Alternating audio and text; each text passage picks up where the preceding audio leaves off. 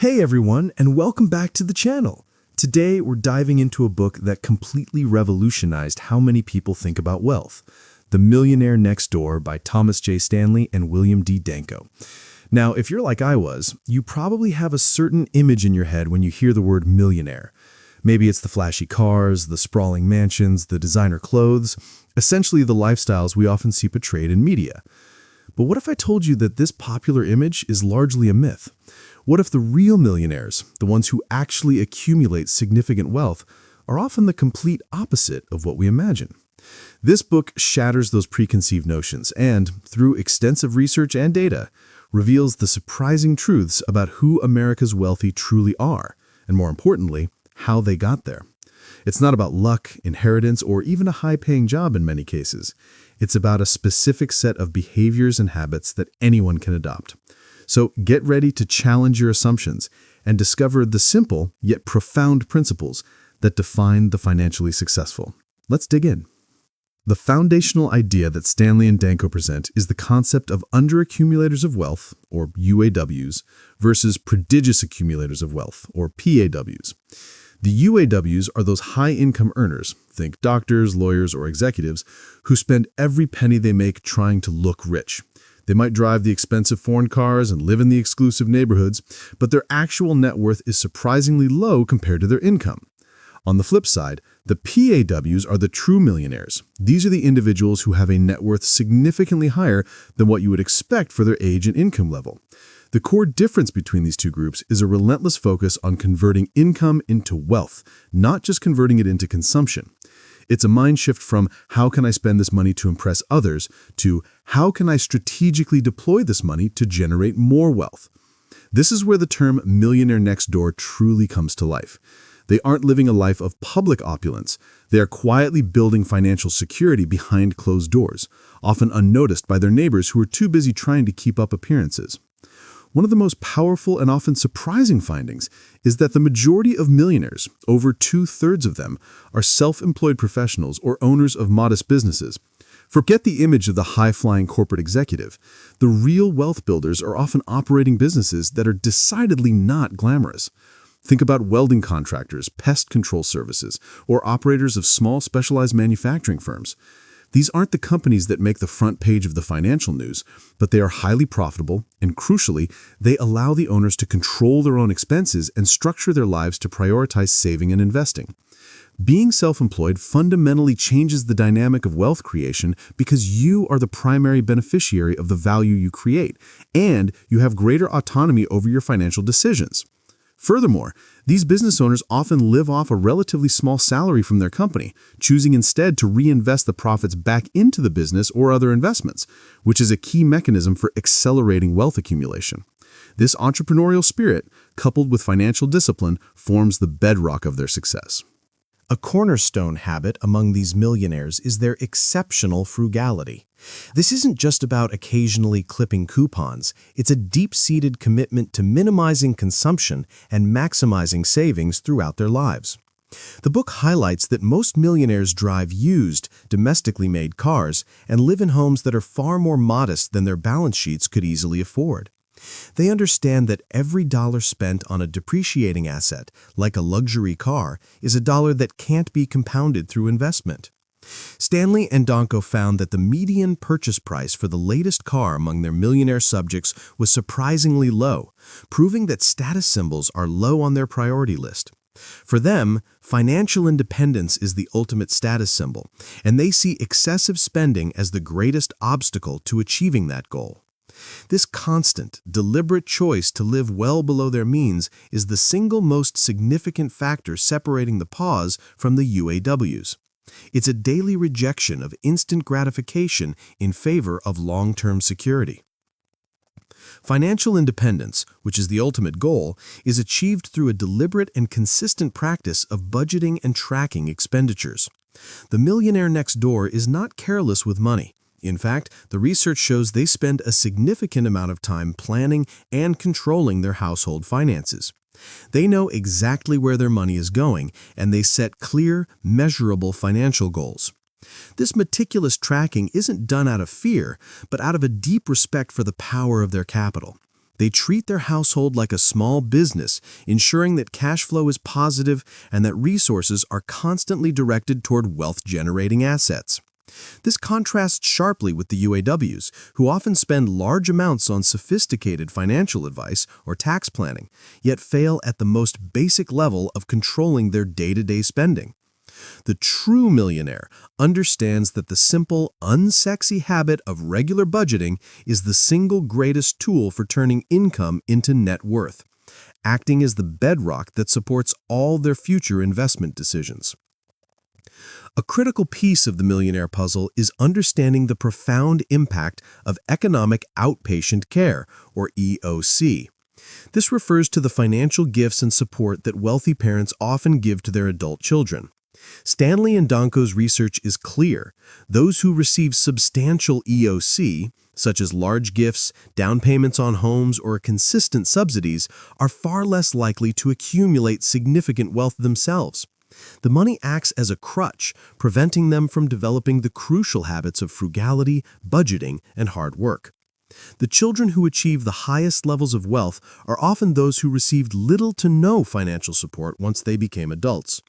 The most effective gift a wealthy parent can give their children, according to the data, is not cash, but an education in living below one's means and the importance of financial discipline. It's a tough love approach that prioritizes teaching self-sufficiency over providing comfort, understanding that the ability to earn and save is ultimately more valuable than any lump sum of money. This brings us to the crucial point about how millionaires structure their lives, which is all about time, energy, and money allocation. The Millionaire Next Door is extremely efficient in how they spend these three resources. They dedicate a significant amount of time to planning their financial future and managing their investments, often spending nearly twice as many hours per month on these activities compared to their high-income, low-net-worth counterparts. They prioritize investments and asset management over searching for the best deals on consumer goods. This focus on maximizing the return on their time means they rarely engage in activities like excessive shopping or chasing temporary market fads. Their decisions are based on long-term strategy, not short-term consumption. They recognize that their time is a finite resource and that spending it wisely on wealth-building activities, like reading investment literature or vetting financial partners, provides a far greater return than spending it on status-seeking endeavors. Following that thread of self-sufficiency, we encounter the key trait of financial courage and risk tolerance.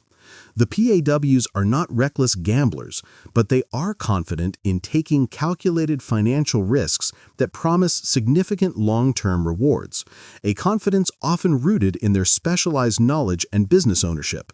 For the self-employed millionaire, this might involve reinvesting heavily in their own business or taking on calculated debt to acquire income-producing assets like real estate. They understand that higher returns often require accepting a greater degree of uncertainty, but their disciplined budgeting acts as a safety net. In contrast, the high-income UAWs often exhibit greater risk aversion in their investments because they live right up to their spending limit. Any significant financial setback would completely disrupt their lifestyle, making them overly conservative or even paralyzed when it comes to long-term wealth building, which paradoxically ensures they never escape the paycheck-to-paycheck cycle, regardless of how large those paychecks are. One of the most revealing chapters in the book explores the topic of residence and neighborhood choice. The traditional high-consumption image of a millionaire involves a huge house in an exclusive high-status community. However, the data proves otherwise. The average millionaire lives in a relatively modest home for their level of wealth, and often in neighborhoods that aren't considered affluent. This choice is highly intentional.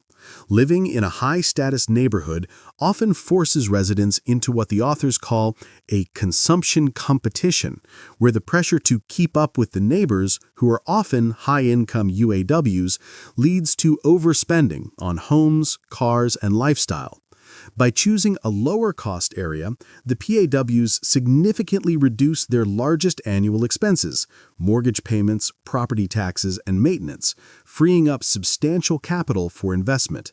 They prioritize low overhead and wealth accumulation over geographic status, illustrating their core belief that financial independence is more important than displaying high social status. Their home is simply a comfortable place to live, not a declaration of wealth. A significant factor in the millionaire's success is the emphasis on long-term investment over market timing.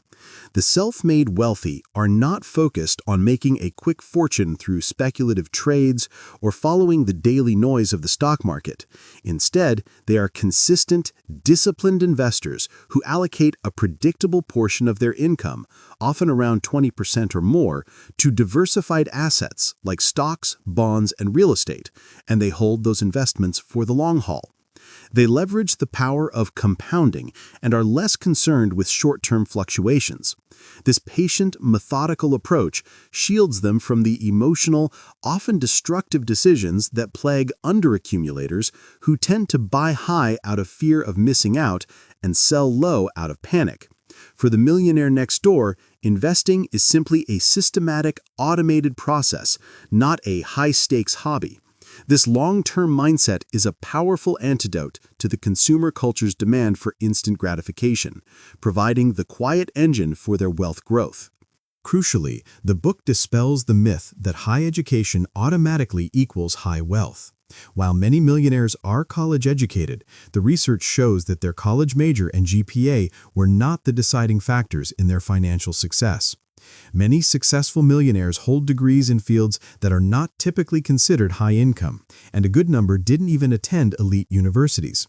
What did matter was their ability to leverage their education, regardless of the subject, to excel in a niche business or specialized trade, and combine that with financial discipline. The high-income UAWs often fall into the trap of believing their advanced degrees or prestigious alma maters entitle them to a high-consumption lifestyle, justifying their lack of savings. The PAWs, on the other hand, view their education as a tool for independent thought and problem-solving, not a license for excessive spending. They focus on continuous learning related to their business and investing, understanding that relevant knowledge is far more valuable than a prestigious piece of paper. A significant portion of the millionaire's accumulated wealth comes from their ability to effectively minimize realized taxable income. This isn't about engaging in questionable tax schemes. It's about smart financial structuring, particularly through their businesses. The self-employed millionaires often leave profits in their businesses where they can be reinvested and grow tax-deferred, instead of immediately paying themselves a large salary that would be heavily taxed as ordinary income. They utilize tax-advantaged retirement accounts like SEP IRAs or solo 401ks to the maximum extent possible. They are not focused on having the highest gross income. They are focused on maximizing their net worth after taxes. The underaccumulators, conversely, prioritize immediate, high taxable salaries to support their high consumption lifestyle, effectively handing a much larger percentage of their earnings to the government before they even get a chance to save and invest it. This strategic defense, or playing great defense with taxes, is just as vital as their income-generating offense. A powerful characteristic shared among the true millionaires is the presence of a supportive and financially prudent spouse. The book emphasizes that marriage partners who share the same financial values and goals are critical to accumulating wealth. When one partner is a diligent saver and investor, and the other is a high-level consumer, the household will inevitably struggle to build net worth. The PAWs often have partners who are equally dedicated to frugality, long-term planning, and living below their means. This alignment means the couple is working together toward a common goal of financial independence, avoiding the destructive financial tension and conflicts common in high-consumption households. Moreover, the supportive spouse often plays a direct role in managing the household budget or the business finances, further reinforcing the disciplined approach. This unified home team approach is often cited as a key non-financial ingredient in their recipe for sustained success and happiness. The concept of economic self-sufficiency among their adult children is another critical point. Not only did the millionaires generally avoid receiving economic outpatient care, but they also raised children who were financially independent. This is achieved not through wealth transfers, but through values transfer. These parents teach their children the importance of hard work, discipline, budgeting, and living below their means. They avoid giving their adult children lavish gifts or large financial handouts that would impede their development of these critical financial skills. The parents' goal is to foster productive, independent adults, not dependents who rely on a parental safety net. This strict adherence to self-reliance is why the wealth often continues to grow across generations, whereas the children of UAWs often fall into the same trap of high consumption and low savings, despite having high incomes themselves, illustrating that money is often better taught than given. In examining the types of businesses that generate millionaire wealth, Stanley and Danko observed a proficiency in targeting market opportunities within specialized niches. The millionaires who are business owners are not always running massive, globally recognized corporations. Instead, they often operate highly focused, profitable businesses that cater to a specific, often overlooked need. Think about small-scale precision manufacturing, specialized consulting services, or highly efficient contracting work. These niche businesses often face less competition and allow the owner to become the undisputed expert, enabling them to command higher prices and maintain excellent margins. This approach is superior to diving into highly saturated or glamour industries where competition is fierce and margins are thin. The Millionaire Next Door understands that extraordinary wealth often lies in providing excellent, specialized value in an unglamorous field rather than chasing the latest high-profile industry fad. We've touched on their spending habits, but let's dive deeper into the discipline of purchasing vehicles and other depreciating assets. The millionaires interviewed rarely, if ever, lease cars, and they almost always purchase used vehicles, often paying cash. The logic is simple. They view a car as a means of transportation, not a symbol of status. They are acutely aware of the rapid and substantial depreciation that occurs with a new luxury vehicle and see it as a monumental waste of capital that could otherwise be invested. Their preference is for reliability and longevity. In stark contrast, the underaccumulators often purchase the most expensive vehicle their income can possibly stretch to, sacrificing their savings rate just to drive the latest model. The Millionaire Next Door's garage is a physical manifestation of their financial strategy. Assets that appreciate are prioritized over possessions that rapidly depreciate. Their low monthly vehicle expense is a constant, quiet contributor to their growing net worth. Beyond just money and resources, the book identifies several soft skills and personality traits that are consistently present among the wealthy. These individuals generally possess a high degree of integrity.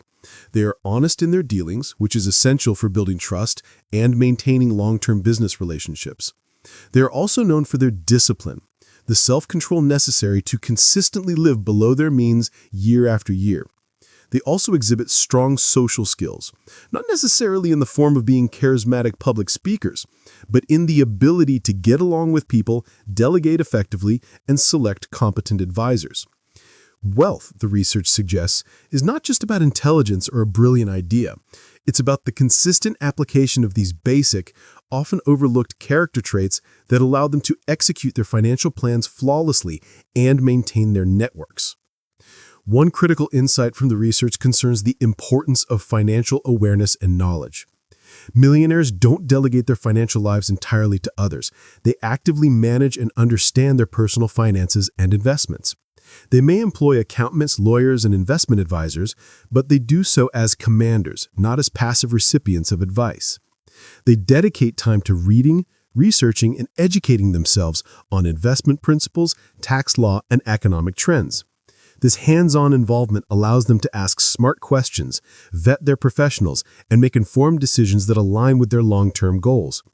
The UAWs, by contrast, often outsource their financial life entirely, relying blindly on professionals or trendy financial products, and thus lose the control and understanding necessary for strategic wealth accumulation.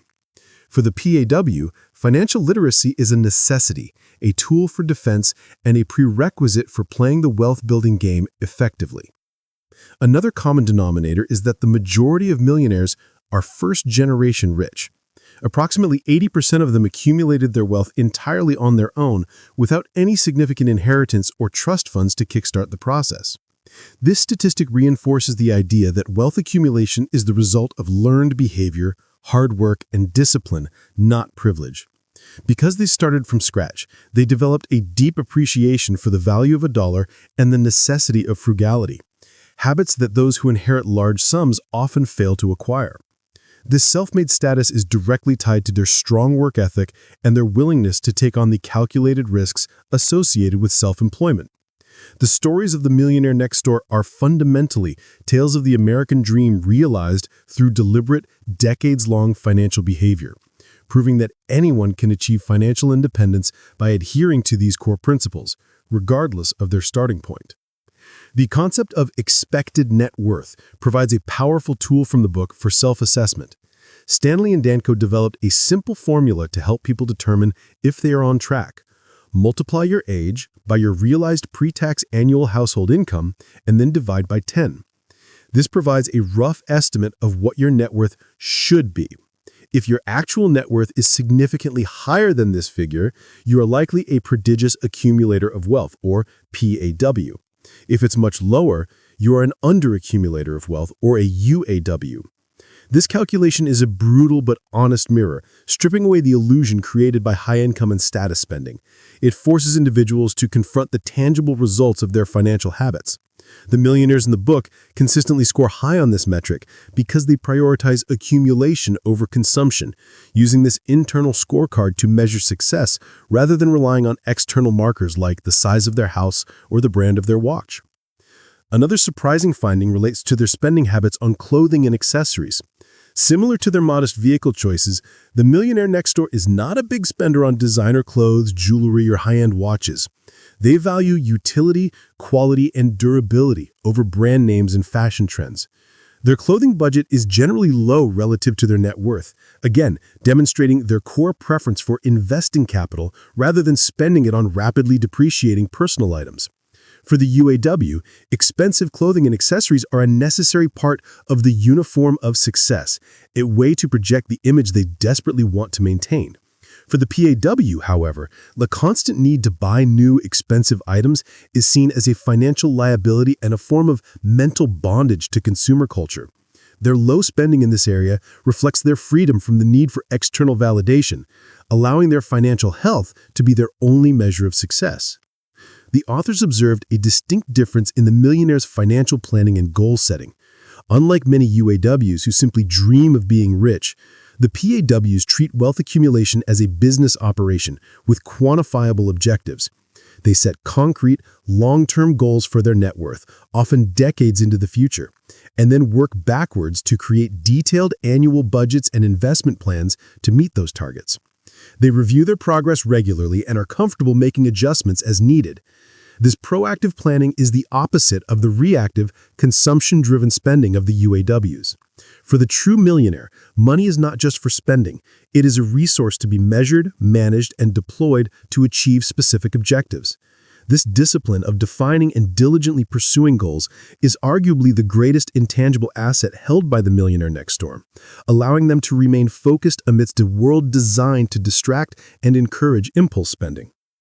A fascinating pattern emerges when looking at their professional lives, the satisfaction derived from their work. The self-made millionaires often genuinely love their jobs, whether it's running a small factory, providing specialized accounting services, or operating a welding business. They don't view their work as a miserable necessity endured only to fund a lavish lifestyle. Instead, they see it as a vocation, a source of pride, and a means to control their financial destiny. This intrinsic satisfaction translates into persistence and innovation and, ultimately, greater profitability. They are not chasing happiness through consumption.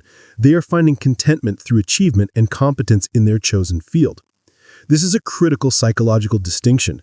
The Millionaire Next Door isn't just disciplined with money.